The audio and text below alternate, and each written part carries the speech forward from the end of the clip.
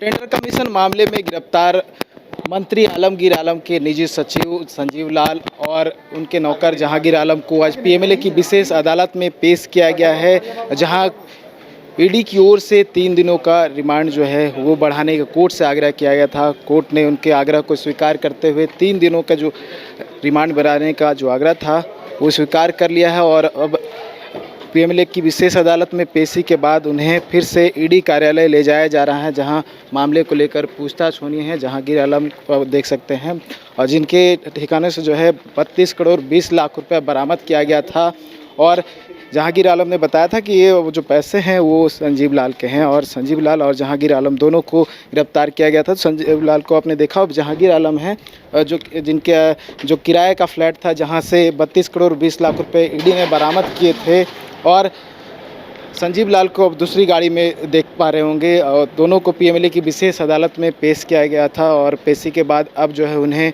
ED कार्यालय ले जाया जा रहा है, जहां मामले में और पूछताछ होगी।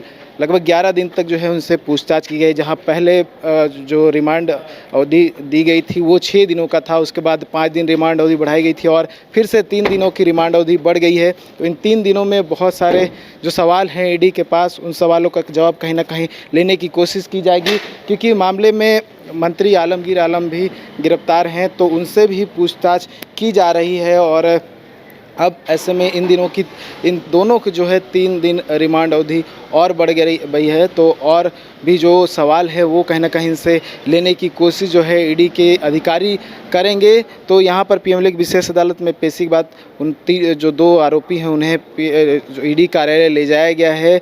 और बता दूं कि टेंडर कमीशन मामले में कई खुलासे ईडी ने कोर्ट के समक्ष किए हैं। बताया है कि किस तरह से टेंडर का कमीशन मंत्री आलमगीर आलम तक जाता था और कहीं ना कहीं पूरा टेंडर और कमीशन मैनेज करने का काम संजीव लाल करते थे।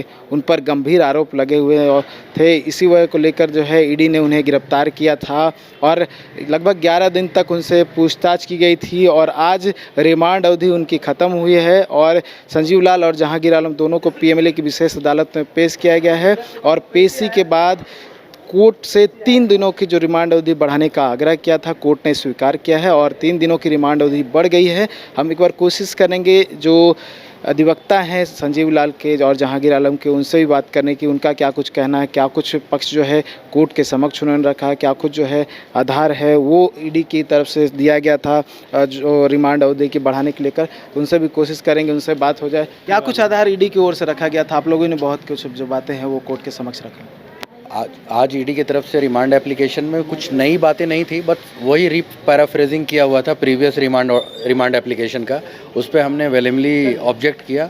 माननीय न्यायालय ने दोनों पक्षों को सुना और 3 दिन का रिमांड उनका बचा हुआ था। आज उनका 11वां दिन है रिमांड का। सारी चीज़ों को ध्यान में रखते हुए माननीय न्यायालय ने फर्दर 3 दिन का रिमांड में उनको भेजा है और कुछ चीज़ें थी जो हमने माननीय न्यायालय के संज्ञान में लाया कि जहांगीर आलम जी के साथ थोड़ा पिट की गई है, जो भी माननीय न्यायालय का आदेश है उसका उल्लंघन हुआ है। तो इस पर माननीय न्यायालय ने बहुत ही कड़े शब्दों में ईडी को हिदायत दी और कही कि जो माननीय न्यायालय का ओरल डायरेक्शन है माननीय न्यायालय का कि जो भी रिमांड ऑर्डर है उसका अक्षरतापूर्ण पालन हो, जो भी स्ट्रिक्टली पालन हो। और वो फर्दर रिमांड पे चले गए हैं 3 दिन के। उसके बाद उनका वो 14 दिन पूरा रिमांड पीरियड पूरा हो जाएगा। 21 तारीख को उनको फिर से प्रोड्यूस किया जाएगा, फिर उनका जेसी होगा। संलिप्तता की बात भी कुछ कही गई? वो पहला जो रिमांड एप्लीकेशन है, देखिए वही बातें बार बार हैं कि हमने पहला रिमांड एप्लीकेशन में हमने कई सारे लोगों को इन्वेस्टिगेट करने के लिए समन इशू किया है, उसके लिए हमें इनकी फ़र्दर रिमांड चाहिए। उसी तरह की बातें थी कि फ़र्दर हमने कुछ अरेस्ट किए हैं, उसमें हमें सारी चीज़ें करनी है। तो कोई नया चीज़ नहीं है, कन्फ्रंटेशन वगैरह की बात थी। बाकी माननीय न्यायालय ने दोनों पक्षों को सुना और 3 दिन के लिए फर्दर रिमांड। बड़ा आरोप भी लगा है कि टेंडर कमीशन और जितने भी टेंडर मैनेज का काम होता था वो संजीव लाल करते थे। मेरिट का इससे कोई लेना देना नहीं और अभी शुरुआती जांच का दौर है, तो मेरिट पे मैं कोई जवाब दूंगा नहीं। और रही बात, ये तो पहला दिन से, ये तो आप लोगों को भी पता है, सबको पता है, जो सारी चीज़ें वही बात बार बार रिपीट की जा रही है।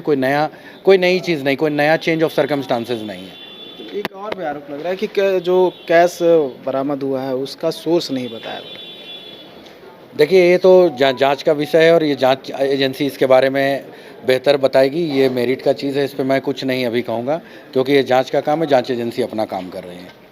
देखिए जांच एजेंसी का काम है, जांच एजेंसी अपना काम कर रही है और लगातार कार्रवाई जो है आप देख रहे होंगे किस तरह से ईडी की ओर से कार्रवाई की जा रही है और लगातार जो है मामले में नया नया खुलासा किया जा रहा है। इससे पहले मंत्री आलमगीर आलम को 15 मई को ईडी ने गिरफ्तार किया था और गिरफ्तार करने के बाद पीएमएलए की विशेष अदालत में पेश किया था और कई बातें जो है उस दौरान कोर्ट के समक्ष बताया था। उनकी भी जो है रिमांड ईडी ने लिया है और लगभग 6 दिनों तक उनसे भी पूछताछ की जाएगी। ऐसे में देखने वाली बात होगी कि इन दिनों में क्या कुछ नए खुलासे होते हैं जब मंत्री आलमगीर आलम, जहांगीर आलम और संजीव लाल से पूछताछ होती है। न्यूज़ बाइस्कोप के लिए कैमरा नूतन के साथ नीरज कुमार, रांची।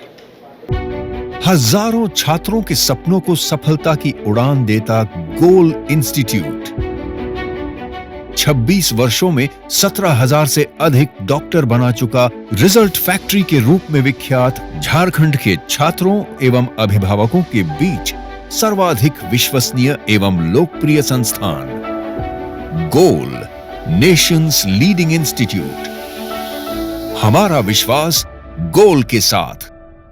कमाल करते हो जी, बच्चे घूमने की इतनी जिद कर रहे हैं और तुम हो कि तुम्हें फुर्सत ही नहीं मिल रही। अब इतनी गर्मी में जाए तो जाए कहाँ?